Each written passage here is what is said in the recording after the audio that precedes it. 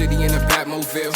Even though it get crazy, niggas don't talk like Swayze. Alright guys, alright, we got some news. We got some real riveting news and updates when it comes to this KayFlock case.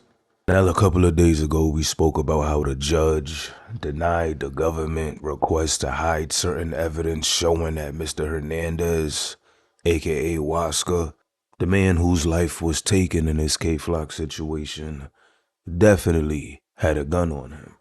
And the judge denied them hiding that evidence, and it's looking pretty good when it comes to self-defense on KayFlock's end. However, it seems like recently, one of KayFlock's co-defendants has just been sentenced to 13 years, guys. Look at your screen. Look at your screen. Yes. KayFlock's co-defendant, BJ Baller, sentenced to 13 years in prison. As you can see, his real name is Devin Mason, and he went down for racketeering conspiracy, attempted murder, and assault with a dangerous weapon in aid of racketeering, use of a firearm for attempted murder, and assault with a dangerous weapon, possession of a firearm with defaced serial numbers. And as you can see on the side, it says maximum of life in prison, mandatory minimum 20 years to run consecutive to any other sentence. Now, when I seen that, it made me automatically think about the video that I made a couple of weeks ago, speaking about the extra charges that KayFlock is going to have to face when it comes to this RICO indictment that the feds got going on. For example, as you can see, the Devin Mason that they're speaking about, that they just gave 13 years to, is this case that KayFlock is also facing and fighting at this time. And this is the charge right here that Devin Mason, aka BJ Baller, is facing right here. On November 10th, 2021, Perez ordered KayFlock, other Southside/DOA members to travel with him to RPT territory to spin RPT. Perez and others, including Southside/DOA members Devin Mason and Irvin Beeman, then traveled to RPT territory in a BMW. When they arrived at the rival gang's building, Beeman stood up through the sunroof of the vehicle and began shooting at the group of men standing on the sidewalk outside of the building, fortunately missing their targets. Perez and others then drove back to Southside DOA headquarters at 4646 Park Avenue.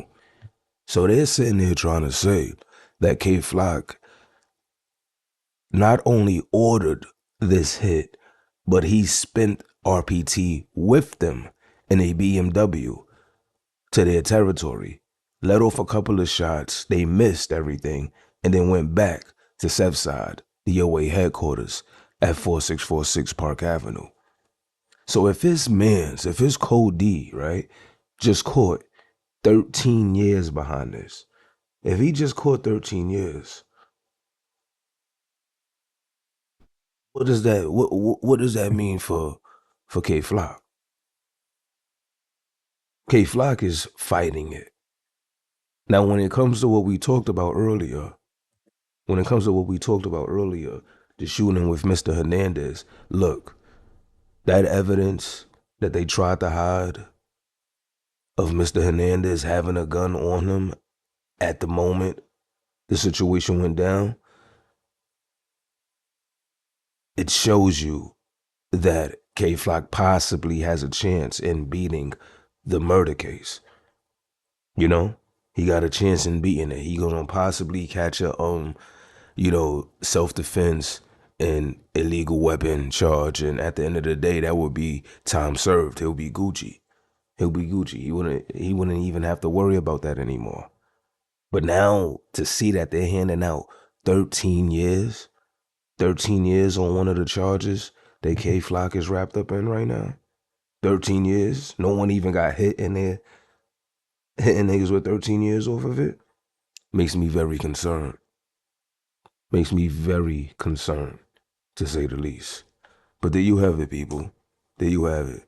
just some KayFlock updates for you real quick. And I'm gonna stay on top of all of this. And if I get anything, any updates, anything, I'm gonna make sure that I get it to you guys as soon as possible. Pause. But I'm off this. This whole game and that shit never faze me. I be chillin', don't know why they hate me. Don't lack in the streets, I be told no K's hit me and I'm quick to react like Swayze. I'm too different. Fuck these goofies, I'm stacking my chicken. I'm chatting these niggas some bitches. We send niggas back home with some stitches.